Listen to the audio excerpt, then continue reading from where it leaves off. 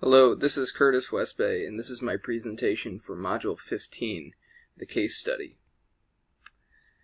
So first, when we're identifying the problem that are going on at Truman Elementary, really I first have to start with what do I know? And I know that students are performing better at math than at reading on standardized tests. Students are losing ground on these tests in national percentiles as a single cohort moving from year to year, and we're also losing ground from grade to grade within national percentiles.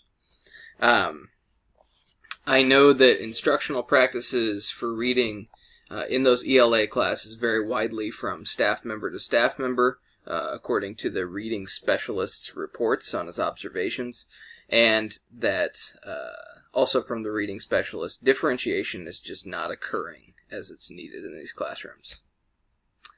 What do I need to know? I need to know why teachers are not teaching reading skills, spelling skills, strategic reading techniques. I want to hear from them. Do they not have enough time? Do they not know how? Or is the curriculum simply misaligned and they don't feel as though the topics that they're required to teach are supported in best reading practices? Why are teachers not using strategic groupings? I want to hear why they're really just working with the whole class. What are the barriers to differentiation? Is it a professional development issue where they don't know how to do it, or is it organizational? Do they feel as though their instructional time is too often interrupted? I also need to know if the materials that teachers are given for reading and teaching reading are limiting. Is it just a matter of the basal materials are not differentiated enough? Could I help them find better resources? Why are students not writing about what they read? I need to know what teachers feel about writing for students. Is it they don't know how to support students through writing, or again, is it just the schedule is too fragmented that they don't feel like they have time for this kind of instruction? And I need a further disaggregation of data. I need to know if my top students are receding from year to year. I need to know different demographic subsets of my student populations, how they're performing, so that we can really develop a more targeted plan. The problem, in my opinion, is that teachers are relying too heavily on the basal reading program. They get the curricular materials and they say, okay, I've got my plan. We're going to read as a group. We're going to hand out worksheets that are provided, and I need my teachers to work a little bit harder to make sure that instruction is differentiated. I need them to put students in deliberate and specific groups based on student ability, and they need to supplement those reading materials with phonetic, phonemic, spelling, writing, and strategic reading approaches so that it's a much more dynamic classroom experience. The problem is not just in teacher practice, but it's also that the schedule doesn't seem to place a priority on literacy. So we've got to have more than 1 hour a day for ELA instruction, and it just can't be interrupted. Specials, recess, and lunch, while we've got to have those in the schedule, they can't conflict with literacy instruction. Last, we're going to ramp up professional development to make sure that all our teachers know what the best practices are. The proposed plan for action has 6 steps, and I'm going to talk about each of these steps. Number 1, we're going to pursue that grant money so that we can do things like providing ELL support and providing maybe some paraprofessionals or more reading specialists. So we're going to make a task force to write that grant proposal for that state money that's been recently announced to be available. And that task force is going to consist of some key individuals who can help create a full picture of why our school is deserving of these funds. And we've got to collaborate together to construct that grant proposal. Step 2, I've got to come up with a professional development schedule. And I'd like there to be at least one possibly 2 or more professional development sessions per month. I'll be leading some of them. Veteran teachers will be leading some of them, and the reading specialist will be leading some of them. Step 3, I do want to create bonds of mentorship within the staff. As the reading specialist pointed out and has been supported by my observations, there are teachers who know what they're doing with regard to literacy in this school. I need them to work one-on-one with younger or more inexperienced teachers who just don't know best practices for teaching literacy to kids. And this is going to be a formal mentorship program. It's not going to be casual where I encourage a teacher to seek somebody out. No, it's going to be scheduled time where expert teachers work with younger teachers. We need to revisit the master schedule. And simply put, there cannot be interruptions to ELA classwork. We cannot have classes that are insufficiently long.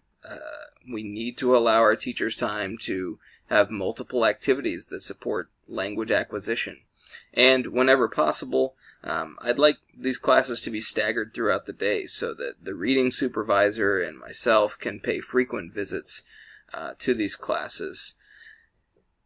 We will have data analysis teams on the grade level meet once every 2 weeks, and at first I'm going to lead these discussions, provide protocols and discussion questions, but eventually I hope that these grade level teams will be able to talk about the issues that their students are facing so that they can support student literacy across the curriculum.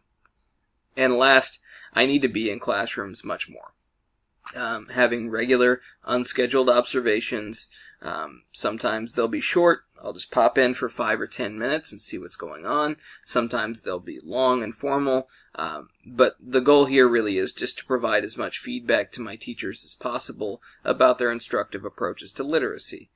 With this information, I will develop a qualitative data profile in order to supplement the quantitative data that I'm getting from teachers on a weekly or bi-weekly basis. What is best for students? Not what we're doing. We need to have instructional approaches that address skills for literacy. We need to differentiate not just instruction, but also curricular materials. It kind of breaks my heart to hear from the PTO that some students are bored with reading. That should never be the case in pre-K through 8 school. And we need to frequently modify instructional practice. Just because we have those basal reading materials doesn't mean that we have the whole year planned out. We need to be responsive to student needs. The reading supervisor reports, quote, "This will be a comprehensive professional development program for your staff." We're going to need that. He reports, "Students should both read books that are within the ability and that challenge them, and that extensive support will be needed. My plan reflects all of these recommendations, but we've also taken into account what our parents say." The head of the PTO says that teachers reportedly are telling students not to use phonemes, not to sound words out, and if that's the case, we really have a problem. It's got to change. Also, she said, quote, "Bright kids are bored because they have to wait." That's just an issue of differentiation, again. And that students end up reading books that are way too easy. We don't want to sacrifice the educational experience for any of our students, and we need to do a better job of differentiation. As I was responding to this program, to this problem, it really reminded me of times in my past experience when administrative vision was lacking, and it's clear that I need to develop a stronger, more coherent vision of what we need at this school. I felt strongly that administrative support for these teachers needs to be stronger. I don't think these are bad teachers. I think they are teachers who lack direction. And lastly, we need to develop professional development plans that make sure that quality learning is going on in these classrooms. And that kind of learning is not sitting, reading as a group, and doing worksheets. It's interactive, it's fun, it's differentiated, it's fast-paced. We need a further investigation of the data. I need a deeper disaggregation of the data so that I can get an idea, for instance, of male performance versus female performance, the performance of our ELL population, of the performance of our students with IEPs, so that I can give our teachers a better idea of what their direction should be. But we can't do everything internally. We need to reach out to the community. I would like to engage our parent population in the following ways. I'm going to share this plan with them at the PTO meeting. I'm going to engage local businesses. This is about the larger community, not just about the PTO. I'm going to engage local businesses, and in December, I'd like for us to host a career day after students have been preparing for several weeks with readings about different jobs in their ELA classes, so that they can see that reading ties into the real world. I want to establish relationships between older students and younger students through a reading buddy club, where once every 2 weeks, students who sign up will sit in the library and read a book that they've chosen to read with their buddy. It's a great way to build community and to show that our older students value literacy. And last, I want to coordinate with the public library to keep our families updated on how literacy is being supported in the larger community. When I talk to the PTO, there are a bunch of criticisms, and they're grounded in reality from the observations of my reading specialist, my reading supervisor. I need to talk to them about differentiation in the classrooms and how I'm going to support that. I need to talk to them about instructional approaches that I'm going to be hosting professional development workshops on. We need to talk about updating our curricular materials and talk about standardized test performance in the past and highlight the improvement plan, including the data analysis teams. In order to stay in line with laws and regulations, I need to make sure that all ELA teachers are familiar with our state standards. I need to ensure that student privacy, that is FERPA, is maintained when discussing results with stakeholders. So even though I'd love to open up and share everything I know with the PTO, if we disaggregate data, I need to make sure that student identities are protected.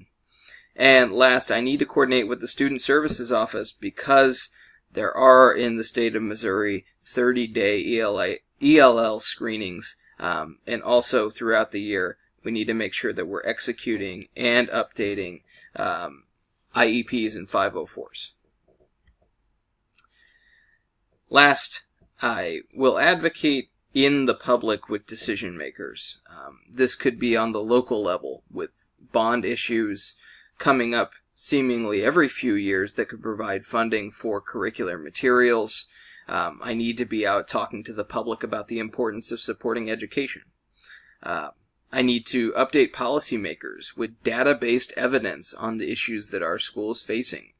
And I need to communicate those important takeaways with our district leadership, that includes the superintendent, and give him the bullet points. This is the disaggregated data, and this is the story that we're getting from that.